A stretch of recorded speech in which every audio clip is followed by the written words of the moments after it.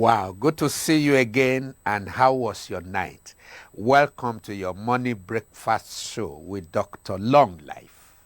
My name is Dr. James Komolafe. I'm a behavioral psychotherapist. So what do? I help you to live young, live long, and strong across the borderlines.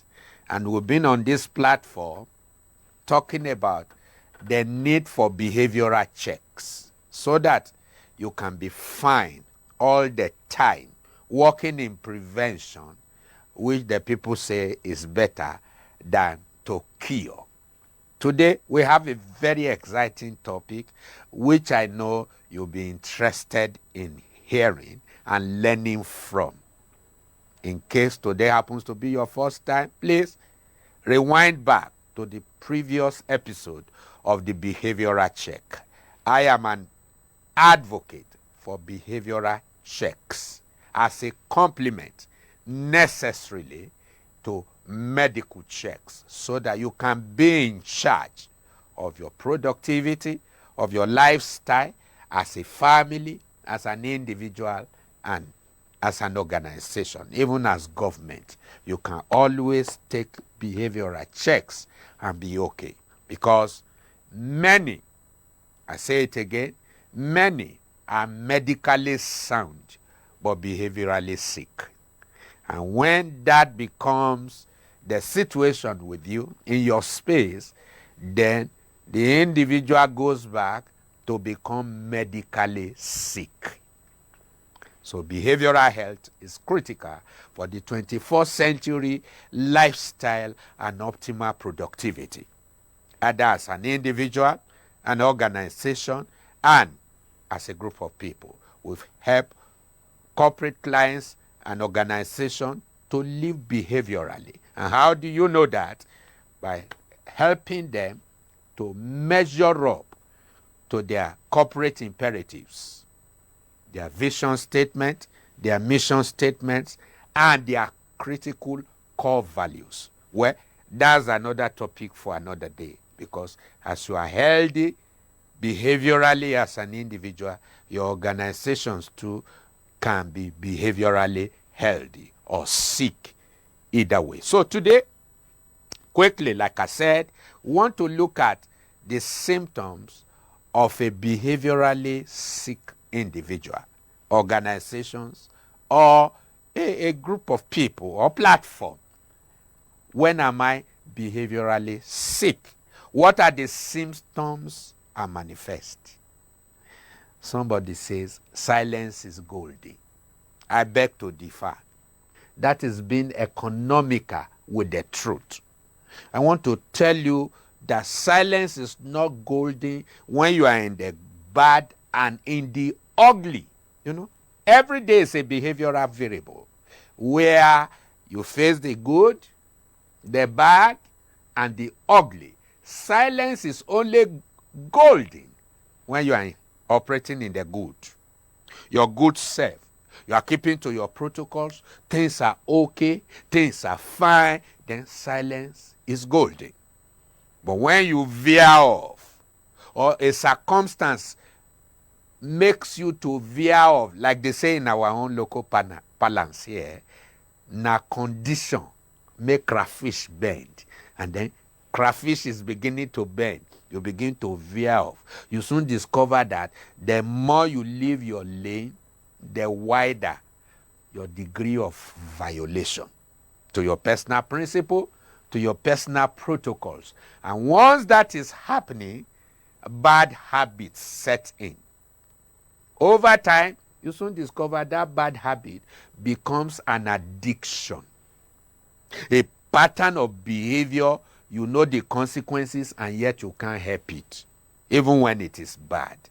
That is an addictive behavior. So silence is not golden all of the time, because in some families, homes, organizations, some people suffer in silence.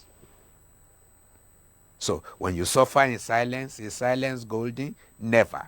Some even struggle in silence. You see some people writing, the struggle continues. That's a behavioral error, you know. And it will get into your mind. Whatever fits your mind fits your life and can tell whether you are going to be healthy or not. Because health, like we say in behavioral health, is not just absence or presence of sickness. We want to see your feelings. We want to see your emotional realities. We want to see your temperament.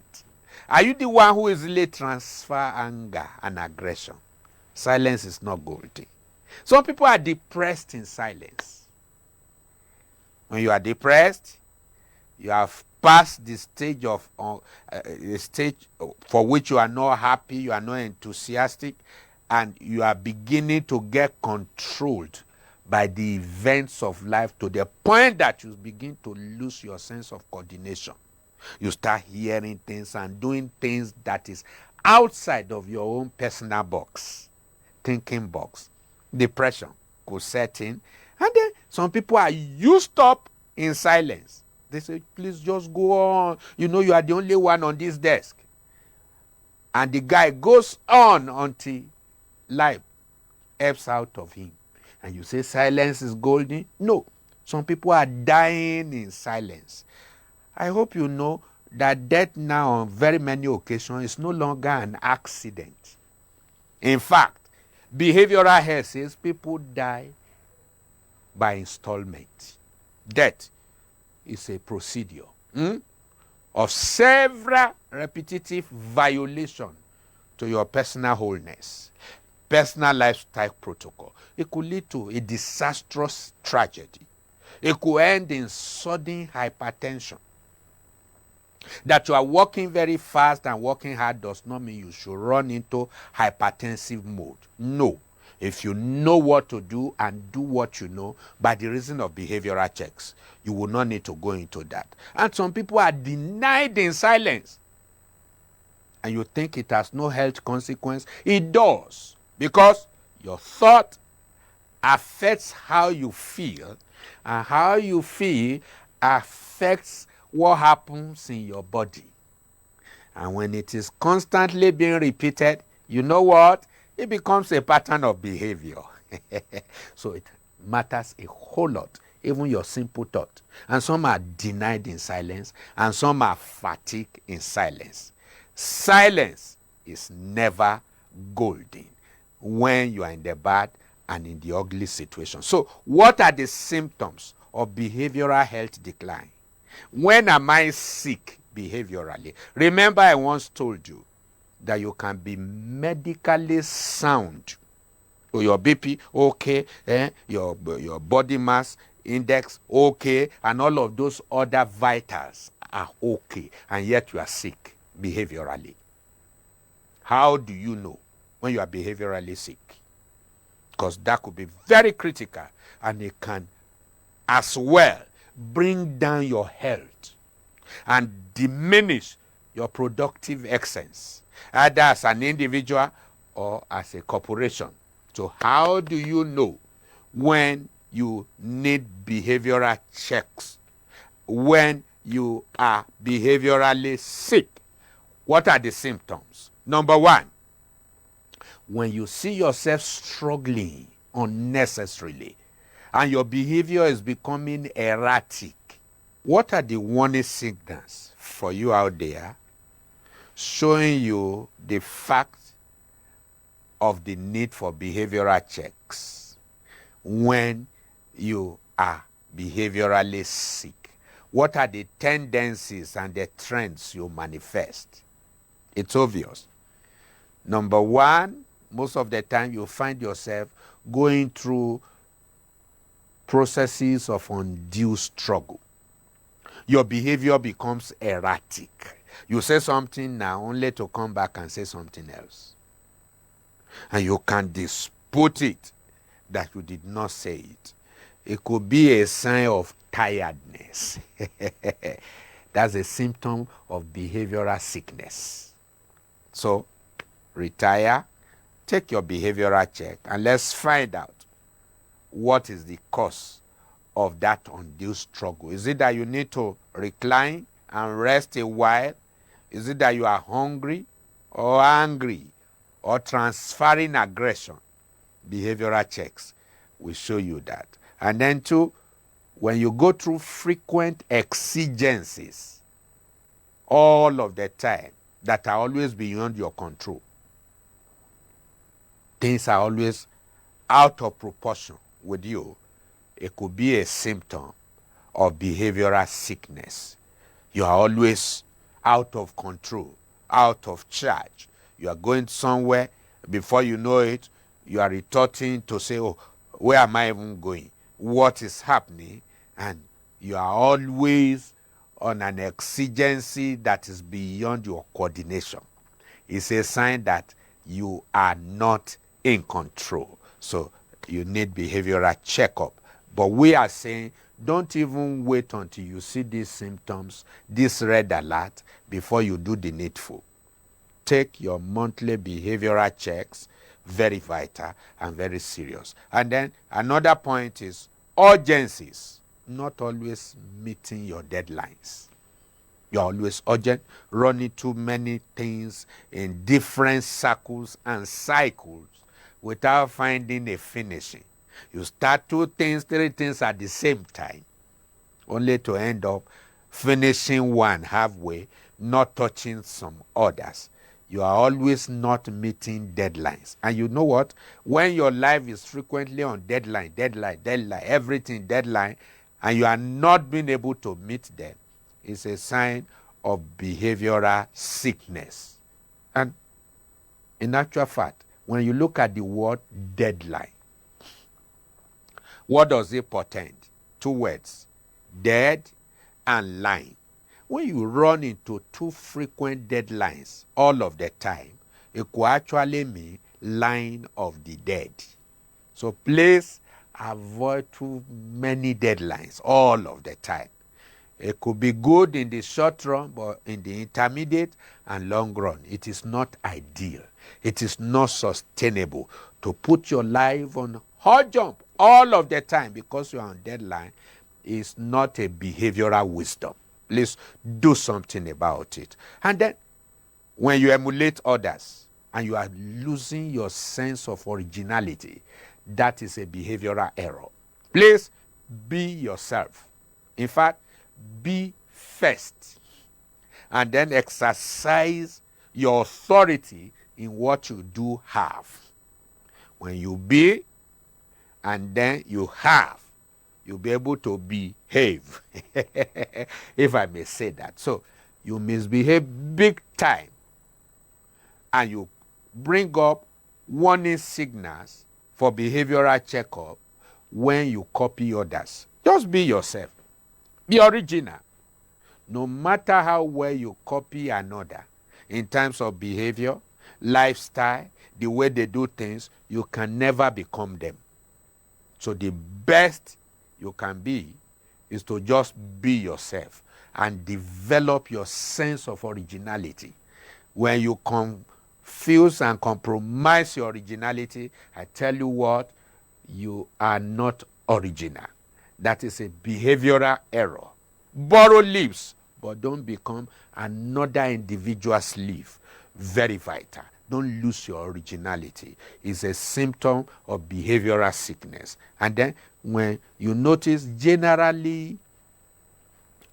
general unexplained weakness and confusion around your space, you are just weak. Other people sleep and they wake up strong.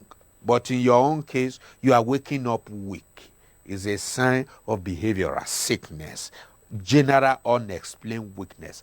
Confusion you cannot put to face, and all of that can be a symptom, of behavioral sickness. Then when you overstretch yourself, you are not sleeping enough.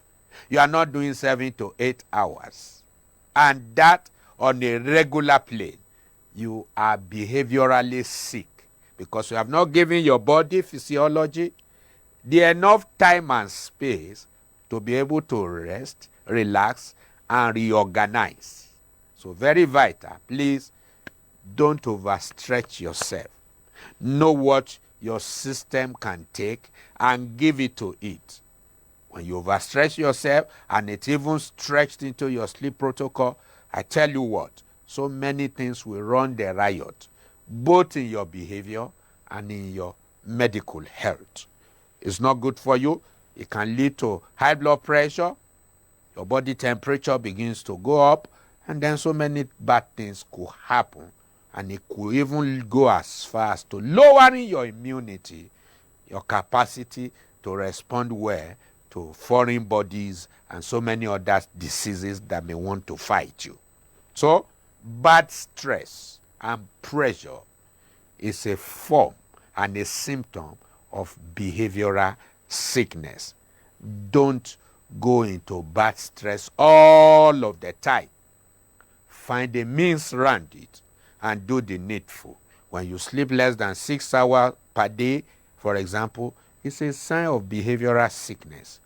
You may be physically and medically sound, but behaviorally, you are beginning to flop and create the gaps that are unnecessary. Then loss of appetite, loss of direction. You face somewhere else only to think that you are going to another place. It's a behavioral sickness. You can be yourself 24/7. When you know what to do and you do what you know, then you will be strong. Take your behavioral checks. Search me out at Coach Komolafe or Dr. Long Life. Download the document, get it filled, and then send it to me for assessment. And then you'll be able to know where to cross your T and dot your I, and then you will be well. Remember, I started by letting you know silence is not golden. Don't suffer in denial. Don't suffer in silence and think that one day, the challenge will just go away. No, challenges don't go away through just wishing them away. They don't go away.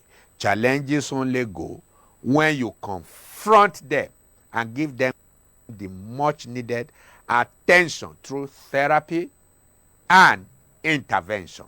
And at the end of the day, you will find your balance again and you can live well. As I round off on this platform, how well are you? How strong are you? Don't just say, I know where I'm weak. I'm working on my weakness. I know this is my weakness. I know that is my weakness.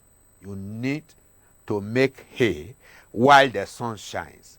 You need to do the needful and restore yourself to balance, because wherever you are not balanced and you are creating lopsidedness, you are giving your health, your lifestyle, an opportunity to come down.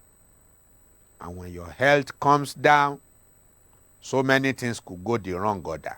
It's just like when you drive a car and you see a red light on your dashboard. What do? You stop. You park the vehicle to check what could trigger that red light so that you can fix it. A situation where you don't attend to it, where you don't stop, the vehicle may stop you. Don't wait until the vehicle of your life stops you. Do the needful. Do periodic checkup. A checkup from the neck up, so that when you are good neck up, you'll be good neck down. And when you do this and you are in charge, you will be able to package, to manage without the damage. Download it from my Instagram page or from my Twitter handle on behavioral checks. Fill it and let's see how it goes. Thank you so very much and see you next time. Cheers.